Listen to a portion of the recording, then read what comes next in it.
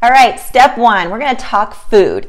You probably have learned before in the past to read food labels. Well, I've got a little bit of a secret. This is what I do to read my labels. I actually skip all of this, all those big words here, all this big graph chart here. I skip it. I go right down to the end and it has ingredients. If you know all your ingredients in your food, you're doing really well in your eating. If you can find them separately on the shelves, by themselves, that's a better choice. But when you have all these chemical names or items in there that you have no idea what it is, your body doesn't know what it is either. So that is not considered a very clean food.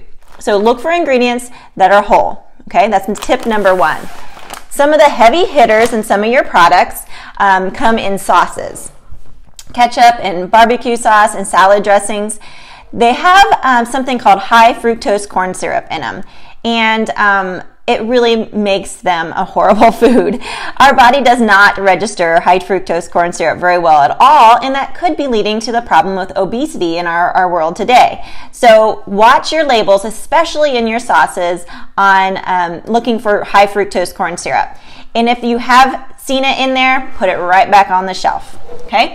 Now, eating clean and whole means you're trying to eat the product as it is, right? You're eating it from the garden or just grown. So shopping the perimeter is wise. So you'll find all your really, really healthy foods all around the perimeter at a grocery store.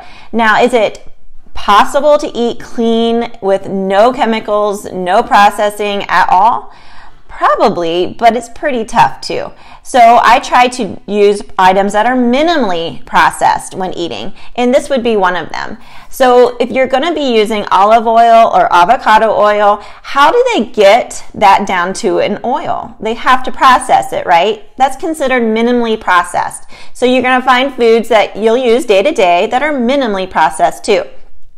Again, you look at your ingredients. This one is avocados, and that's it. It's just pushed down into an oil. So there's your minimally processed food. So I hope this helps in reading your labels and understanding your ingredients.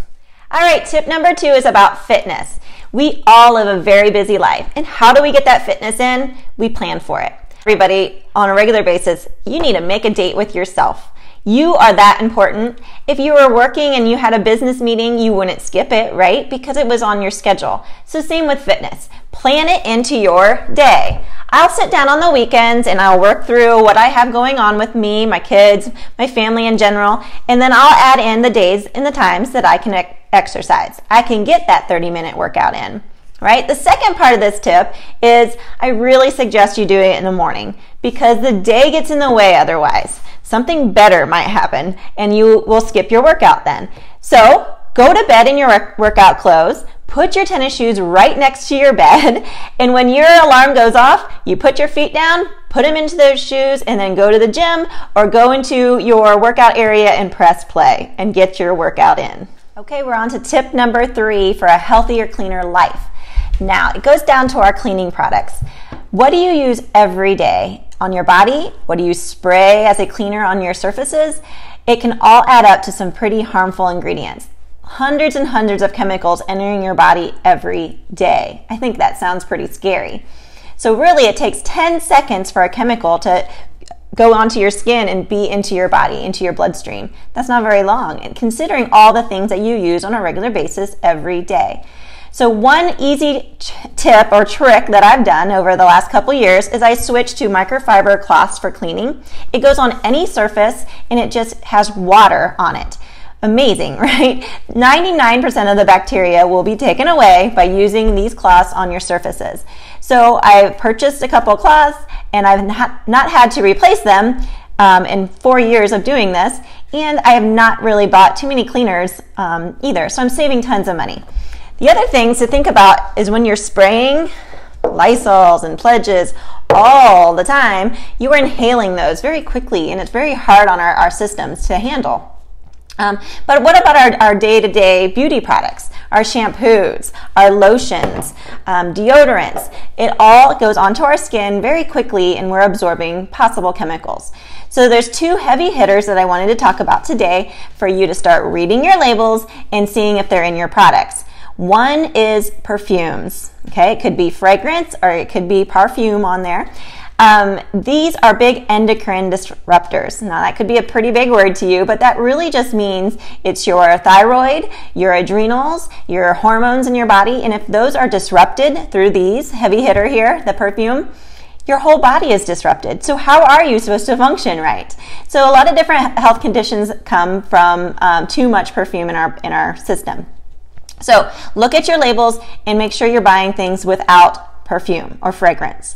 The other one to look for on your labels is sodium lauryl sulfate. That's what makes everything foam. And if things aren't foaming in our sink when we're doing our dishes or when we're washing our clothes, we think it's not getting clean. But really what it is just we've been programmed to think that foaming means clean, and that's really a lot of chemicals that we're shoving into our system.